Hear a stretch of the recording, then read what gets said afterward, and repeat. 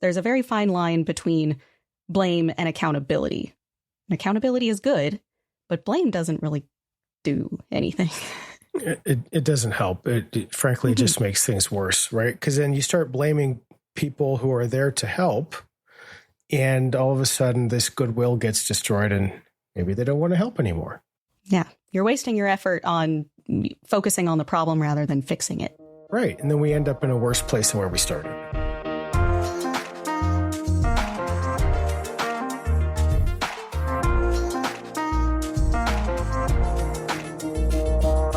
This is Compiler, an original podcast from Red Hat. I'm Emily Bach, and I'm joined by Vincent Danon this season to talk about product security. And in our final episode of the season, we're sharing how security professionals collaborate effectively when dealing with both the known and the unknown.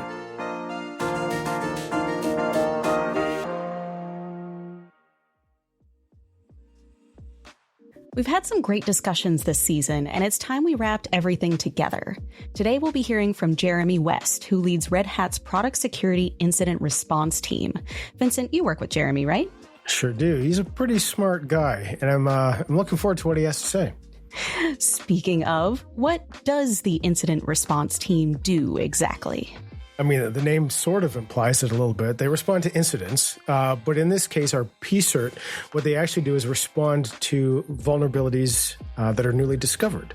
So they're the folks who kind of ingress all of this information, learn about these vulnerabilities from a bunch of random sources, and then orchestrate the remediation of those vulnerabilities as appropriate across all of our products and services. Nice. So like first responders and researchers all wrapped into one. Definitely first responders. That's an analogy I use a lot. We are we're the fire people, right? Like we're the fire brigade. We're putting out fires. We're finding out about fires, and we're orchestrating the management of those things. Nice. Yeah, no, we use the word triage a lot in the tech sphere, and I think they're probably closest to the real thing. In fact, that is one of the phases of the incident response process. That initial piece is called the triage. So I mean, maybe they're nurses as well. I don't know, but they have all the hallmarks of first responders. These guys are amazing. So many hats. Yeah, no, I think that makes a lot of sense. And speaking of that kind of research and knowledge that they're digging into, one thing that's not always clear about vulnerabilities: who knows what and when? Generally speaking, most vulnerabilities come to us already public. Where at Red Hat, we're very open and transparent about those vulnerabilities. So if we're alerted to something by a researcher, or if we discover a vulnerability on our end, we publish that information within 24 hours to our website. So it will show up to customers as affected. It won't show up with a fix because a fix isn't available yet, but it will show up as affected. We also publish that information. It's important for us to get that information out as quickly as possible so that we help, customers and partners be able to make good decisions on how to remediate and prioritize risk. And that is what I call a powerful commitment to openness. Because it means that our customers are informed very quickly, even before a fix is ready, which allows them to assess their own risk. Right? Like it's not just about sharing the information. It's about empowering people to be able to make those sound decisions for themselves, having access to that information. Yeah, and I see how that's important too. But not every company is Red Hat. So how can companies trust that information? Like it's a little bit back to our whole medical analogy. It's a little bit like a medical assessment. Like you get a diagnosis from one doctor, you go to another for a second opinion. They may or may not agree or say the same things, I imagine. Yeah, and that's why Red Hat utilizes specific standards, publishing not only to our web portal, but also providing other information that's machine readable. So like VEX, for example. VEX is the Vulnerability Exchange, Exploitability Exchange, a data stream, and that embeds status information about vulnerabilities into the CSAF, or the Common Security Advisory framework format. And this allows customers to overlay Red Hat's findings onto their own security assessments, actually understanding how Red Hat assessed and validated that information for that particular vulnerability for our particular products. Now, I'll also note that Jeremy also acknowledged that there are rare exceptions where, word about a vulnerability might not yet be disclosed. I think there are times when we'll have a vulnerability that we may keep as embargoed because we need to really protect customers. Maybe it's a serious vulnerability which would cause financial loss for customers. So we're not being reckless. So that makes sense to me, but there is something else on my mind. Whether it's a massive outage or a vulnerability that gets found, like when things go wrong in a very big, very public way, there's always a sense of wanting someone to have blame. And Jeremy had some thoughts on that too. I do not think that the industry should place any focus on fault or blame. One of the things that, and part of the reason why your question surprised me is because I've never even considered that. I don't know that anybody on my team considers that, right? Weaknesses in software, that's a natural thing, right? And, this kind of goes hand in hand with this idea. There's this kind of crazy idea out there that, you can have software that's vulnerability free. I don't think that is realistic. There are always going to be bugs. And so unfortunately, some of those bugs are some sort of a weakness in design, right? And that weakness can be exploited, and that's going to be a vulnerability. I think that really the focus should be on accountability, right? Making sure that instead of saying, hey, you, Mr. Maintainer or Mrs. Maintainer or whoever is working on this code are at fault for implementing this particular weakness, just making sure that people that are developing software are taking accountability for it. Yeah, it's important to note, this type of accountability goes beyond developers and maintainers, right? There's another actor in all of this as well. It's the customers, right? Customers need to apply patches so that they avoid remaining vulnerable to those things for which there is a fix. And so we're talking about a shared responsibility here and a commitment to security overall. Exactly. And it's not just about finding and fixing things. It's also about acknowledging the inherent challenges of software development and being all in on securing products we build, deploy, and use. Chasing perfection is a great goal, but it's not something that you can ever actually attain. Well, it's entirely unrealistic. Exactly. Right? Because all software has bugs, right? And some of those bugs today might seem like an inconvenience. And then somebody cleverly comes along later and finds a way to exploit that. And all of a sudden, that bug has become a vulnerability. Mm-hmm. It didn't necessarily start that way until somebody had that knowledge or the grit to go look and figure it out.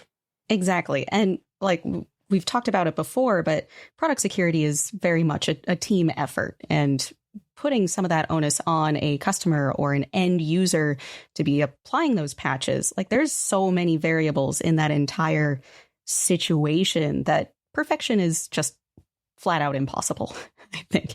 But we can do our best to get close. Right. And it's a team sport, right? With multiple teams, not just singular teams, right? Exactly. Like those customers can't apply a fix that doesn't exist. So somebody has to create it. But once that thing is created, it needs to be applied.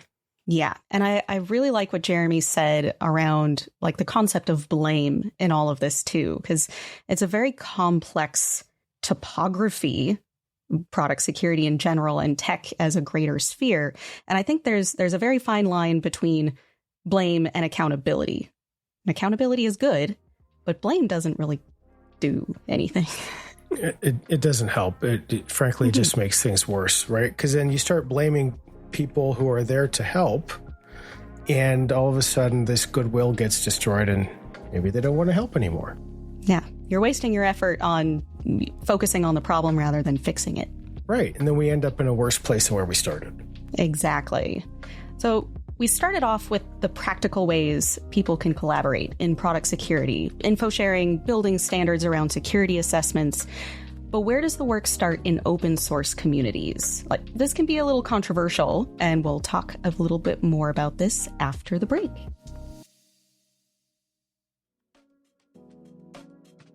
That's Jeremy West again. We left off with his opinions on accountability when things go wrong. Now he's talking about where the work in security begins. So Red Hat, as a downstream consumer of most of those products, we can fix things.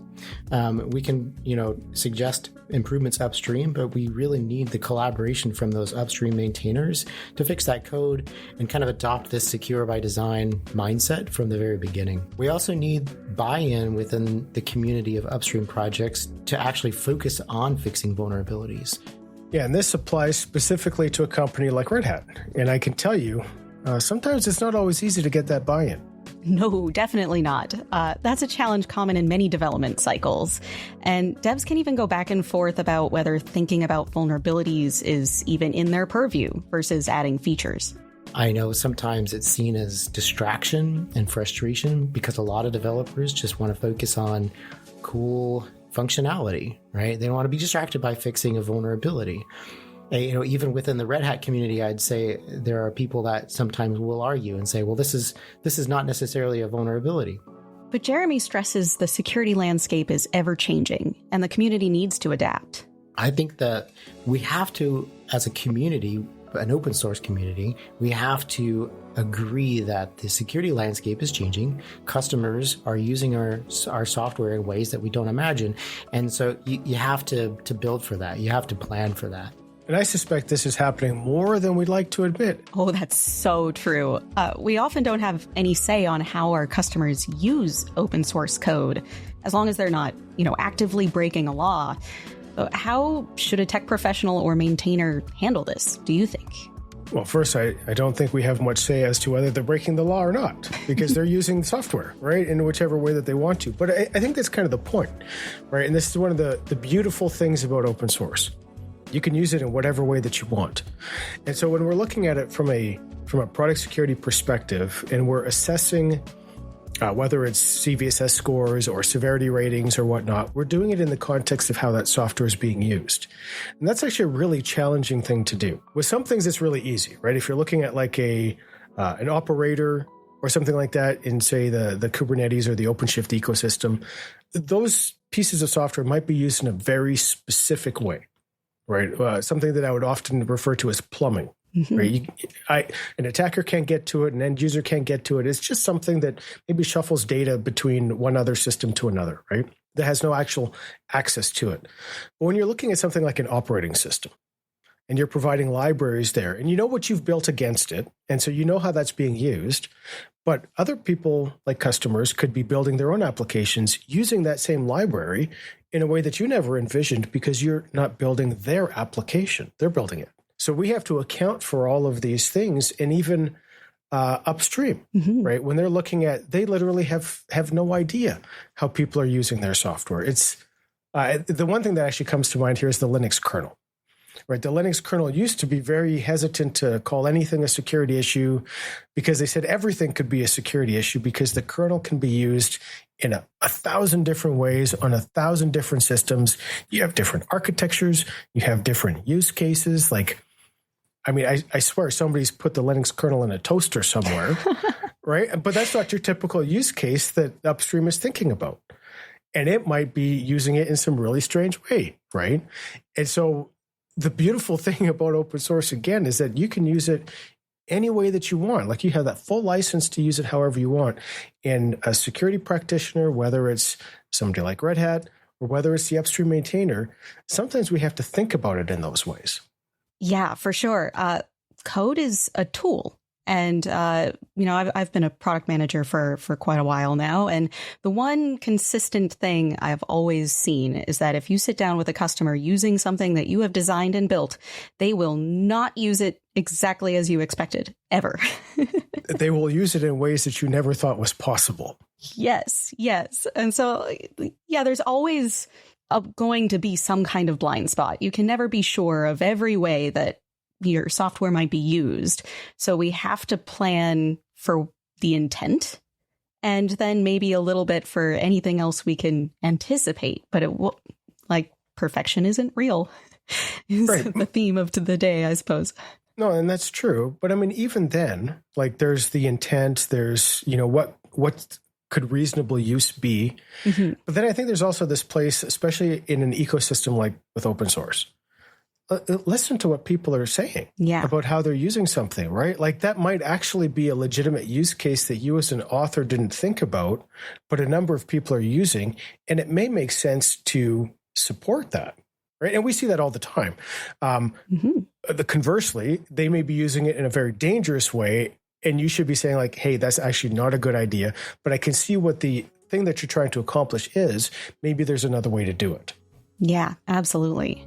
Absolutely. So when we begin the work in security in that open source vein, it's about understanding the real world scenarios and impacts, not just the severity of the threat itself. And that can help allow engineering teams to prioritize the critical and important fixes a little more effectively. Yeah, and it ties back to everything that we've discussed this season, right? Things like transparency and communication, accountability and decision making, and collaboration between communities and organizations to ensure that everyone is on the same page. So this is it, the final episode of the season. The end of this season also means that we'll be saying goodbye to Vincent, my intrepid co-host. But before we do that, I want to do a little bit of a recap. We talked about a whole lot of things throughout the episodes of this season, all product security related, but we covered a lot of ground. We did. And it's first, I just want to say it was fantastic. Thank you guys so much for having me on. Like, being able to talk about product security is one of my favorite things to do. So having an entire season dedicated to it was like Christmas come early, right? So it was a beautiful thing. And I think that we covered some really important topics, right? Like there's the whole vulnerability response thing, which is what people think about typically when they think about product security. But it goes beyond so much because all of these products deal with so many different things. We were talking about, data. We were talking about cryptography. We're talking about so many things that kind of are in this discipline that we call product security. It's been great. Yeah, I think it's really cool to shine a spotlight on something that often shows up more or less as a checklist item on someone's, documentation, because it might be a checkbox, but there's a whole lot wrapped up in there that not a lot of people know the inner workings of. It's not a checkbox. It's not a checkbox. Yeah. Like security by checkbox is the worst kind of security. And I think that product security does some of the most amazing stuff out there. Where like when you're thinking about some disciplines when it comes to security, it's all about protecting yourself. Mm-hmm. Right? Like you look at information security, I'm protecting the network, I'm protecting my assets, I'm protecting my company. But when you're looking at product security, yeah, there's an element to protecting ourselves. We have supply chains, we have build systems we want to protect as well, right?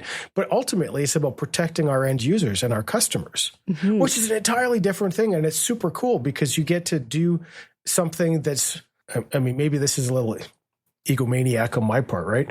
But I always look at it as like, we're helping the planet. Mm-hmm. When we look at like whether it's open source, which is WAN, by the way, for anyone who's doubting, if we're looking at like Red Hat and our customers and all of these things, we are literally helping the planet, keeping the planet secure. Yeah. And that is an awesome and terrifying thing all at the same time. No, I absolutely agree with that too. And I think the fact that anyone can even perceive product security as a checklist item means that we put so much effort into it that people can take for granted to some level that the products that they're using are safe. And I think that's cool. And they should, right? I mean, that is kind of the promise that all of us who develop software and sell it are giving them, right? Like nobody wants to develop things that are terrible and cause problems. We want to make wonderful things that, delight and excite the customers, as some people in marketing would put it, right? But we want people to actually enjoy and find value in the things that we're producing.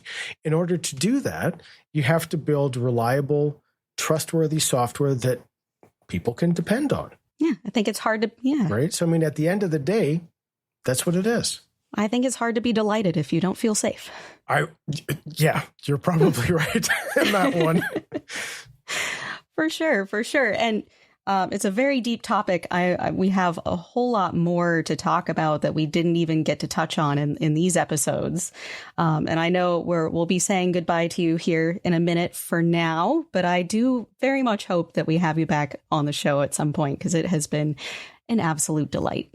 I would absolutely love that. And again, like it's been great. And I hope that for all of those who've been listening throughout the season, that you've learned a lot, and it's given you a lot of things to think about, because there's a lot in this space. Well, I know I learned a lot, so I can only hope that some of our listeners have as well. Mission accomplished. Yes. And for all of you listeners, do hit us up on social media. You can tag us at Red Hat and use the hashtag #CompilerPodcast if you want to give us any of your own feedback or thoughts on what we've talked about so far. And that does it for this episode of Compiler. And this episode was written by Kim Wong, and thank you very much to our guest, Jeremy West. Compiler is produced by the team at Red Hat with technical support from Dialect. And if you liked today's episode, follow and review our show on your platform of choice. And to all of our listeners, and to you, Vincent, until next time.